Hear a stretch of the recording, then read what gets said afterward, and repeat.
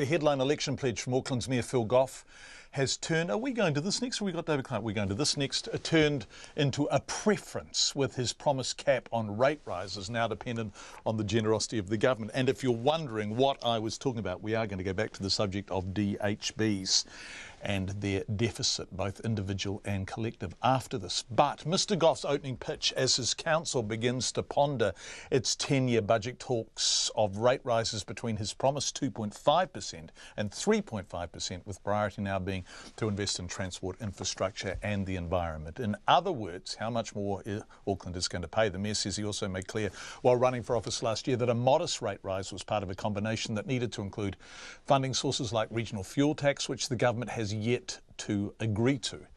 Mr Goff told our Auckland correspondent Todd Niall the government wants him to look at all fundraising ideas, but selling strategic assets is non, and property such as the council headquarters a maybe.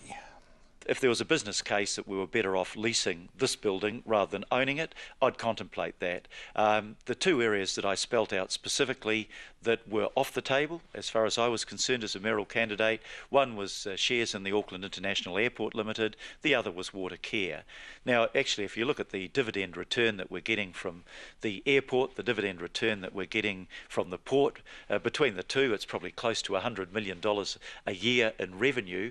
Why would you sell something that was a good producer of revenue that enables you to leverage off that revenue in terms of raising capital for infrastructure?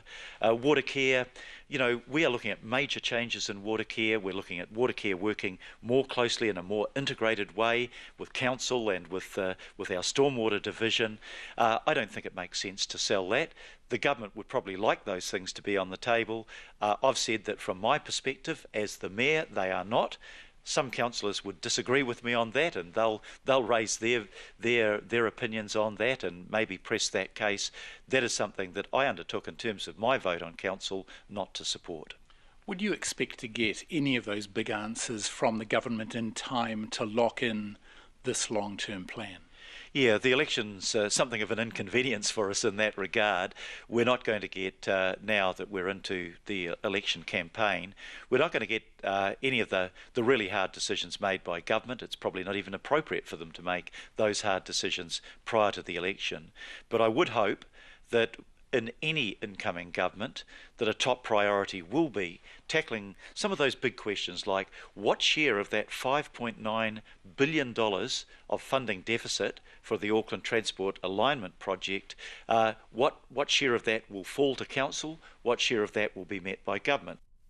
They are indeed big questions. The Mayor of Auckland, Phil Goff, talking to our Auckland correspondent Todd Niall. Those discussions on the 10-year budget go out to public consultation next February, with decisions in June of next year. Very little happens fast in Auckland.